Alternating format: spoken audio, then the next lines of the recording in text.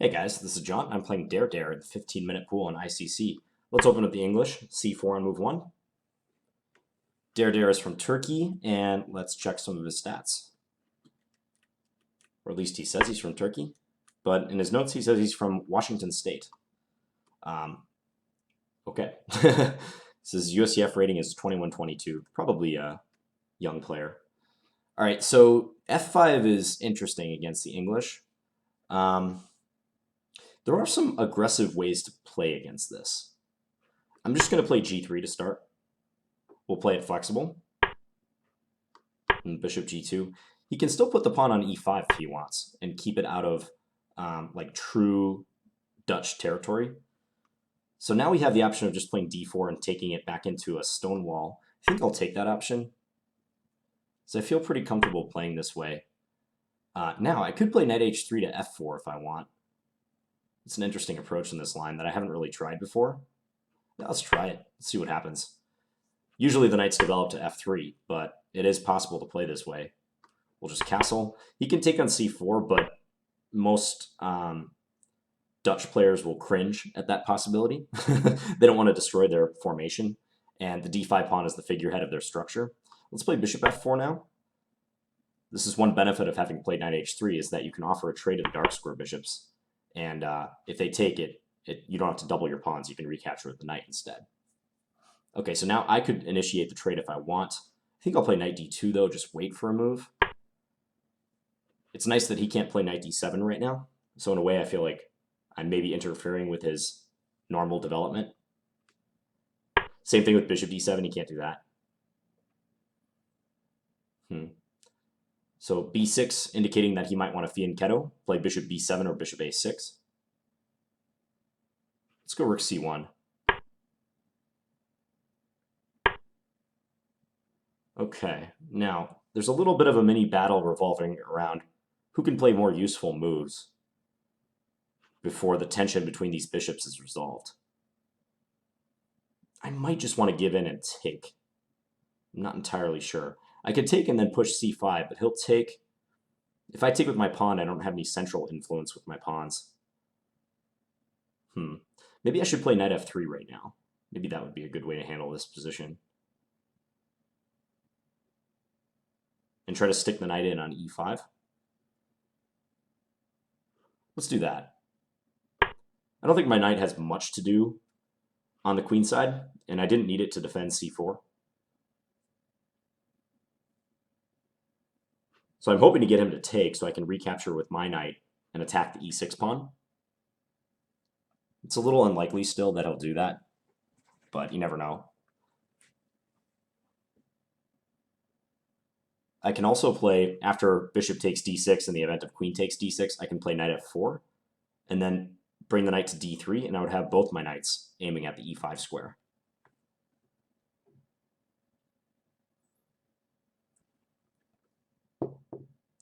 Strategically, this is a tough opening for both sides. I played many Stonewall Dutches from the white side in recent years, and I used to play it from the black side too, a long time ago, maybe when I was around 2000 or so. Okay, so he plays Queen E7, indicating that he wants to play Knight BD7 next move. I think I'll probably just give in and take on D6. Just checking to see if there's any benefit in playing a move like C takes D5 or maybe Knight E5 right away. Maybe I could go Knight E5, having in mind a plan like Knight E5, Knight D7, C takes D5. It could be interesting. So Knight E5, Knight D7, C takes D5, opening up my rook on the C6 pawn in addition to my knight that's on E5. And the idea would be that if he takes on D5 with his pawn, the C pawn, I can play Knight C6. And he'd have to part with his light square bishop. That could be a minor victory for me. In fact, I might even win material there. Like say bishop takes C6, rook takes C6, bishop takes F4, knight takes F4. He has trouble defending this pawn, forcing a potential weakness. The only thing is he doesn't have to play Knight BD7. He could play something else. Okay, let's... I'm torn, guys. I'm torn. Okay, I'm going to try it, though. It looks interesting. He could play a move like knight e4. H6 is not good. H6 intending g5 because I do have knight g6 against that, winning an exchange. But knight e4 does come to mind for him.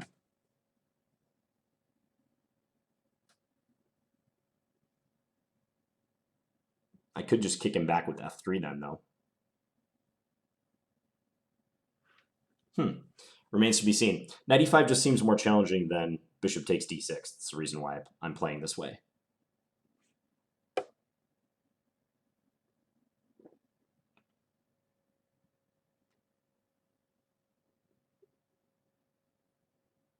And again, if knight bd7, then the principal line that I've calculated is c takes d5, c takes d5, knight c6, bishop takes c6, rook takes c6. Okay, so he's reinforcing his c-pawn. I can take, and he'd have to take with the c-pawn if he wants to open the file. Maybe that's not such a big deal for him, though.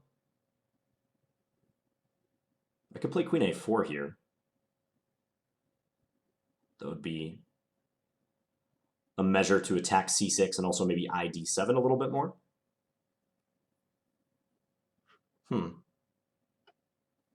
Looks intriguing. Might be decent.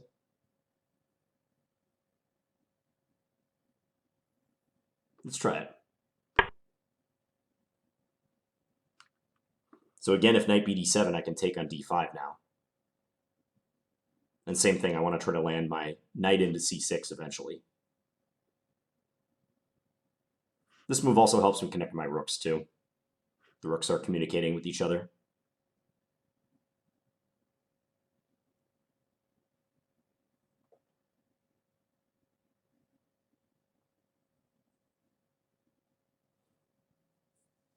I wonder if I even have a tactical possibility. For instance, one threat could be c takes d5, c takes d5, rook takes c8, check, bishop takes c8, knight c6. And if they were to play knight takes c6, then I have queen takes c6, hitting the rook on a8, and also double attacking the bishop on d6. But a potential flaw with that line is they don't have to play knight takes c6. They could maybe play queen d7 and try to pin me. I could take on d6 there, but yeah, I think black could take either minor piece then. It remains to be seen what they do, though. I might glean some valuable information based on their next move.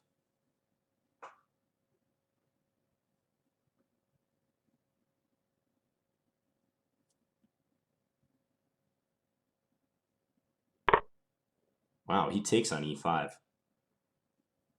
Potentially giving me a strong dark square bishop. But maybe the bishop pair isn't that valuable in this case.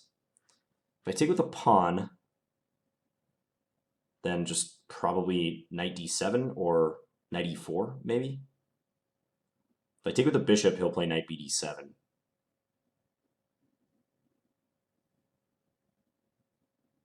But still, it feels like I should have some small advantage, just because of the bishop pair in that case.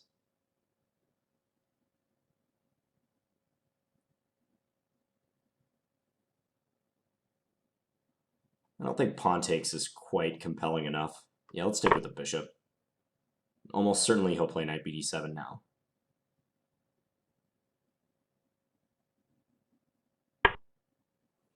I might just take on f6 and offer to give the bishop pair back so I can get my knight to f4 without having to allow a capture on e5. Because if I play bishop f4, like, yeah, I have the bishop pair, but this knight is pretty poorly placed. I'm a little bit worried that it might be hard to activate it. Okay, let's just play that way. We'll play knight f4 next. I still think I have a modest advantage because of my better minor pieces. This bishop is still buried. I think my knight has a little bit more potential. e5 remains weak.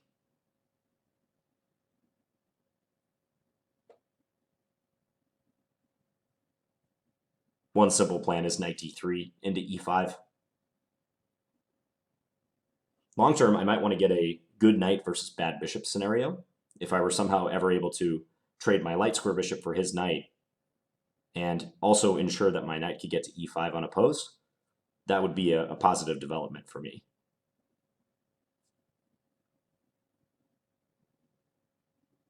If he plays something like knight e4, I might not want to take it though, because then he gets to take with his f-pawn, and that would deny my knight the use of the d3 square, which is the route I need to get into e5. But another common plan here is to play for f3 and e4 and try to break open the center. So maybe I would revert to that. Or just play something like rook fd1, kind of wait and see. Rook fd1 is not a bad move at all. I mean, he is kind of threatening knight d2, hitting the rook, and also c4. So f3 would probably be a blunder in that case.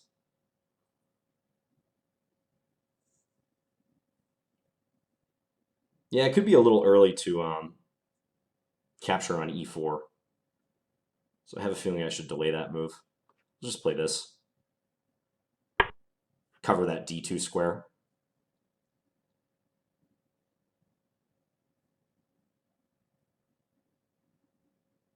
I still like my position. Maybe a5 is a decent move. Looking to play bishop a6 without dropping the bishop.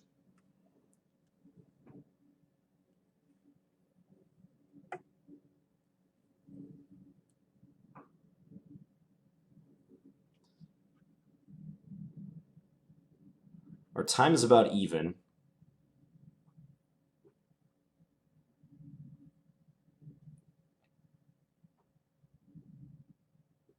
I'm trying to brainstorm other candidate moves he could play.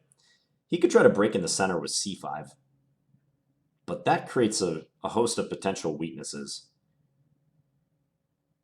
I'll have the option of c takes d5, and he might end up with hanging pawns in the center.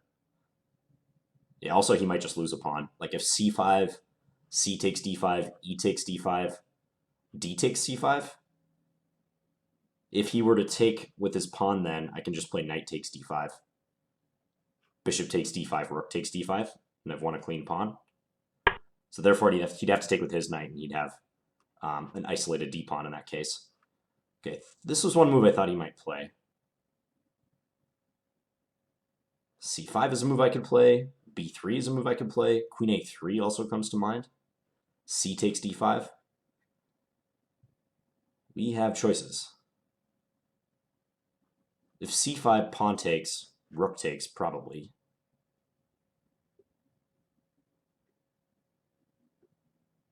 Strategically, that looks like it could be good. But maybe c5, he'll just play the knight back to e4. That's probably what he'll do.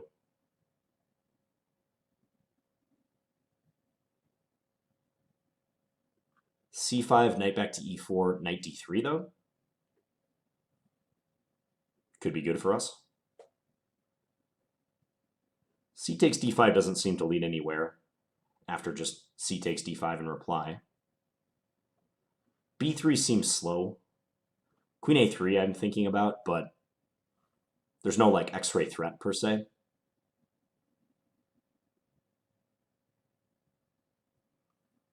Okay, let's try this. Note that he cannot push back b5, trying to attack my queen, because I just play c takes d6, attacking his queen, and win a piece.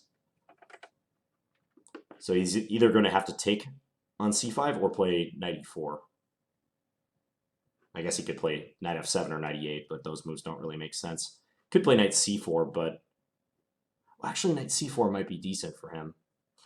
I could think about sacking an exchange in that case. Although he has b5. I was thinking on knight c4 I was just going to play b3, but actually like that allows knight b2. So maybe knight c4 was a decent option for him. Against that move I was thinking about just knight d3, so that's what I will play. Now the strategic threat of taking on e4 and jumping the knight into e5 is very real. Because one major advantage of c5 is that it prevents him from ever playing c5. And this bishop, if he's not careful, can just end up buried. He might have missed a good opportunity with knight c4 there. It'll remain to be seen. Okay, so he's just letting me take if I want. I'll probably take him up on that. I think that clarifies the situation pretty nicely. Yeah, let's take and put the knight in on e5.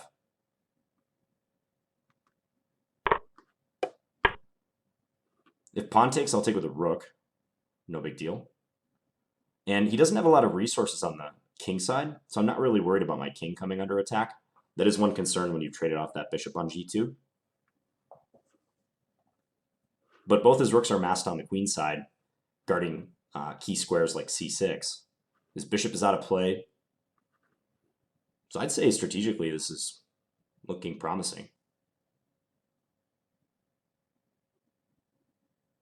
If b5, I might play queen a5, stopping him from playing a5 for the time being, and also allowing like queen back to d2 if I want. Yeah, let's do that. If rook f8, I have knight g6. We have to remember that.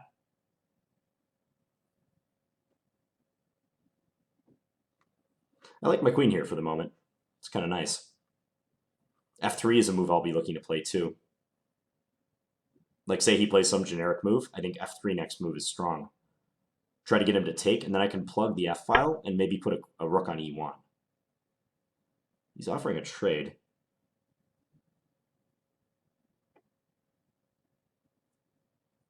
I might want to avoid that. Avoid the trade. Even though it looks like a nice position to squeeze him in. Yeah, let's avoid the trade. I think having more space, I can do this, and I can still go for that plan with f3.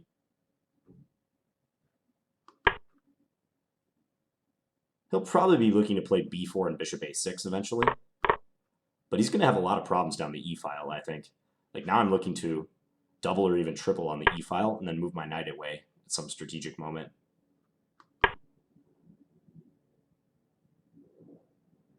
We're both playing a little faster because the situation is clarifying to some extent. The pawn structure is no longer in flux. And as I mentioned a video or two ago, when that happens, you can speed up a bit. Okay, now knight g6 does attack the rook, but it doesn't look like as big of a bother as it would have been before. I could play knight g6, rook f6, knight f4, but I don't know. Rook e8, rook e5, g5, maybe? Okay, let's just play it safe. We'll play rook e3. We'll double up the easy way.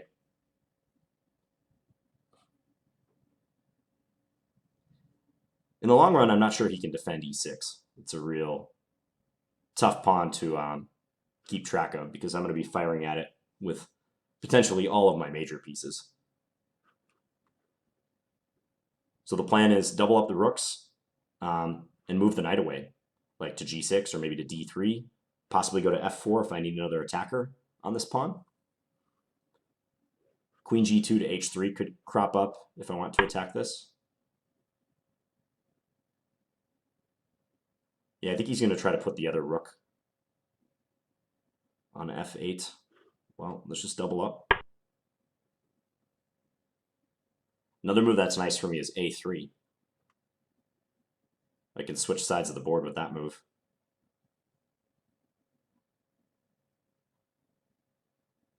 Like say in the event of rook f8, maybe a3 becomes a handy way to attack his a5 pawn, actually.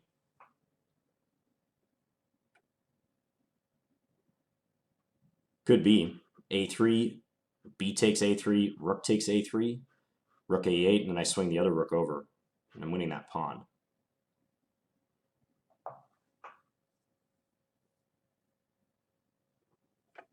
The plan of just outright attacking e6 is also good too, though. But let's do this. Just like in the last game against Ng1-h3, when you have more space, you're more easily able to switch sides of the board and shift the focus of your attack. It's one of the virtues. Okay, so now I can do this move. I still have this dominant knight on e5.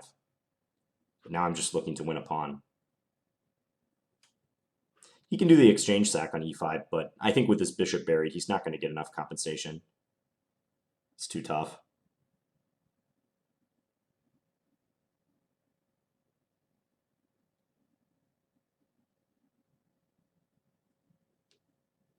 You know, it's kind of funny. If he takes on e5, I don't even have to take back right away. I can play queen f4 if I want. It's a funny but effective move. So maybe I should do queen f4. Pinning him.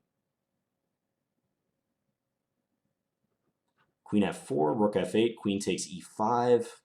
Yeah, I'm defending f3.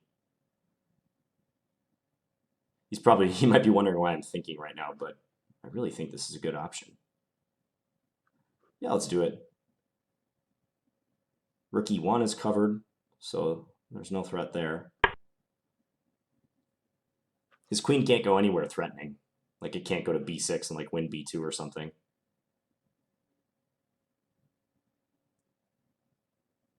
Yeah, I mean, he sacrificed the exchange because he doesn't have anything active he can do. I think he was just getting desperate, and you know, it's perfectly understandable.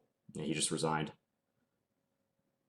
Okay, so this turned out to be a instructive strategic game at the end there. I think his big mistake was playing a little too casually when the threat of bishop takes e4 was on the table. He said good game, so just tell him good game, thanks. Okay, let's take a look at it. So I mentioned that it is sometimes possible to adjust your move order against the f5 Dutch when the f5 Dutch against f5 when you haven't played d4 on move 1. So against like c4 or knight f3 on move 1, white can sometimes like prepare an early e4. Like I've seen games where white will play d3 and then e4, which isn't possible when you start with 1 d4. But in this game, it looked like he was going for a Stonewall, and this is an interesting way of playing against it. In a lot of regular Stonewalls, you don't have this option because black will not have committed the pawn yet to d5. But here I do have this option of playing knight h3, so I took it. He played c6, castles, bishop d6, and now this is the idea. Looking to exchange bishops and get the knight in on this square when I don't have to recapture with the pawn, doubling my pawns. So castle, knight d2. I thought most of these moves were pretty standard. Queen e7. Let's start the engine right around here, where I jumped into e5. The computer wants to take on d5. Let's assume c takes, because that's probably the way he'd capture. And now knight e5. Okay, this is similar to an idea I was trying to implement in the game. That idea being that if he plays knight bd7, I can play knight c6. And this should lead to an advantage for white, because his queen can't go anywhere to defend the bishop, so he must take my knight. And then I get to take with a rook with tempo on the bishop. If bishop takes f4, knight takes f4, attacking e6. This is already really bad for black, I think. So maybe c takes d5 was a better way to do it. I guess he could take with the knight if he wants. Maybe the e-pawn. But in any case, this bishop is buried. And I've had a chance to open the c file now. So I played knight e5. He went rook c8. The engine says c5 is a better reaction. Yeah, that's a move that if black can get it in, it is helpful. It goes a long way in opening up his bishop. He can get that bishop involved in the defense of d5 and hopefully liberate it entirely. e3, white's a bit better. But this evaluation is like not unusual for this opening. The computer almost always prefers white in this line. So he played rook c8. I went queen a4. Again, c5 is the suggestion. I took with the bishop. Yeah, I thought about taking with the pawn to force him to move his knight, but that really blocks my bishop's scope. I don't like it so much. So bishop takes e5, knight bd7. And if I want to preserve the bishop, I have to play bishop f4. But then what is this knight going to do? Like, even if he plays a move like h6 or something, I don't see a good way to activate this piece. I might have to retreat my bishop here or here in order to get it to f4, and it all seems very slow. Also, there haven't been any pawn exchanges, so typically it is nice to have the bishop pair, but when there's no pawns that have been traded, that might be an indication that having the knight or knight pair is not a bad situation to be in. So he takes, I take. and then knight f4. And I did mention here that I felt I was a little bit better. I mean, just better minor pieces. I think my knight has more possibilities. As usual in the Stonewall Dutch, if simplifications happen and this e5 square is still weak, white can hope to use it like very late in the game. So as you saw later on, it was a perfect square for my knight. Knight e4. I didn't want to take the knight right now, as I was saying, because after f takes, then these two squares are covered, and those are the two most convenient squares, especially d3, that I could use to get my knight into e5.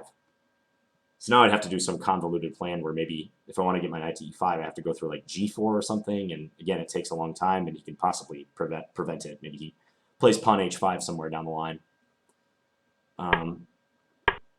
So I just played rook fd1, knight d6, and then here.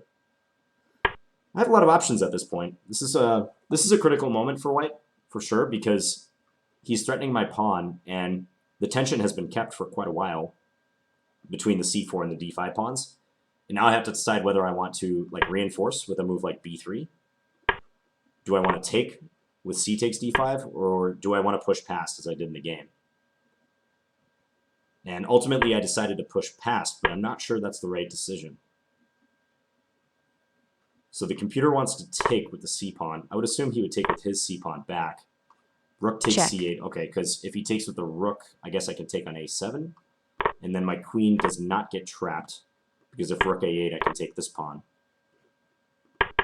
So he'd have to play knight takes c8. Rook c1. Yeah, I could see how white's advantage persists even here. I can still go knight d3 and into e5.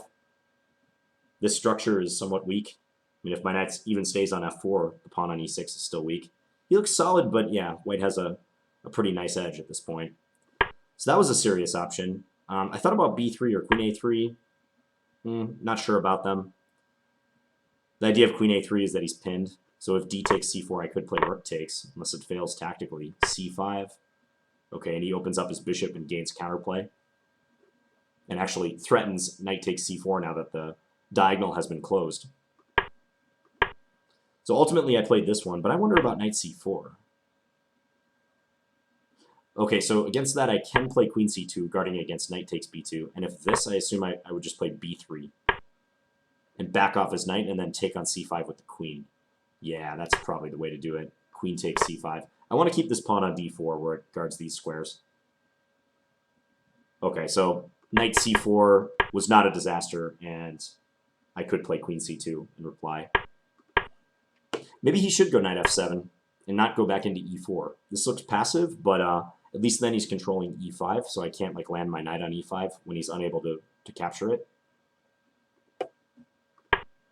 Because knight e4, now I do knight d3, and yep, he's just a move or two away of being doomed to a passive defense.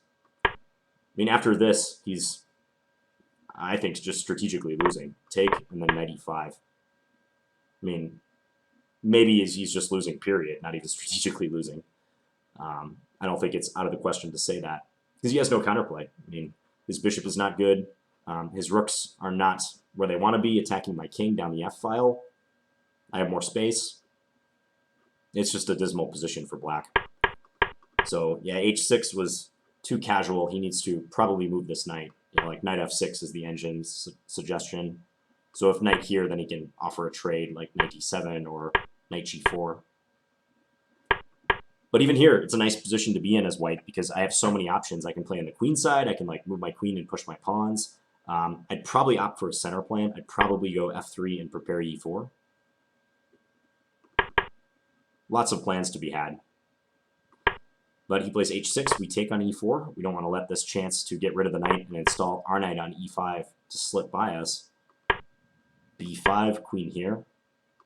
Queen c7. And I think it's good that we didn't trade queens.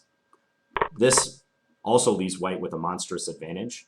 But I think the simplification maybe brings him some relief. Because now at least he knows that my queen, the piece that could switch the sides of the board most easily, is no longer remaining. So he might be able to localize the struggle a little bit. Whereas with the queen on the board, it's tough because I can conceivably attack all areas of the board with like my queen somewhere sitting here, for instance. It can assist in a king side initiative, a center plan, or even a queen side attack. as you saw in the game when I played a3. So he played a5, and I think this is a good plan, f3, breaking up that e4 pawn. This is his furthest, most advanced pawn. So we got him to take, and then we can start playing down the e-file. This just seemed like a natural plan to me, looking to double up the rooks and hammer that weakness, move the knight away eventually. You can see the advantage was kind of holding steady, around like 1.7 for white, but you can't really look to the computer. It's not going to be that accurate in this position. Probably the longer you give it to think, the higher the advantage will go for white. Let's just follow the computer's main moves, and maybe it'll illustrate like the type of plan I was talking about during the game, where I move this knight and try to attack e6. So bishop a6, knight g6, bishop c8, trying to defend here. Yeah, I mean, already I can almost just play knight f4 and like win that pawn. It's already thinking he should sack in exchange. But let's say f4, queen f7, knight e5, queen c7. Yeah, a3 again, this move comes up. Rook b8, rook b3, bishop a6, take, rook takes, okay, and white nets a pawn. Yeah, and I mean, the advantage is just going to climb. There's no attack to speak of for black. There's no counterplay. So it's probably inevitable he'll drop something here, either the e6 pawn or one of the queenside pawns. Yeah, and I think a3 is well-timed. I could try to continue attacking the e6 pawn, but this move is such a nice move to play, especially when he has just played rook e8, and remind him that his queenside is weak. He took, I took. Rook a8, we swing this over. Yep, and if allowed, we'll just take on a5 and start going about trying to win with our extra pawn and good knight. So he took here, and I guess he might have a smidgen of counterplay if this happens. It's probably still just almost totally losing for him. But I think queen f4 is even better. Not letting his queen become active, pinning him. Yeah, and not a bad idea to throw in the towel for him, because, I mean, I probably would do the same, honestly. There's not really much to do here. So you can see the minor piece play in the Stonewall and how important it is. I mean, if you play this opening as black, like, you better be well-versed in how to deal with the knight eventually coming into e5, because when you adopt that pawn formation, you're kind of making your bed, right? I mean, you're permanently weakening the e5 outpost, and if white can get a knight in there entrenched and unassailable, that's a white player's dream. So, he didn't play it too badly. He just probably needed to adjust his play in the middle game a little bit. So, all right. Hope you guys enjoyed this game. I'll be back tomorrow with another standard video. Thanks for watching, guys. Bye.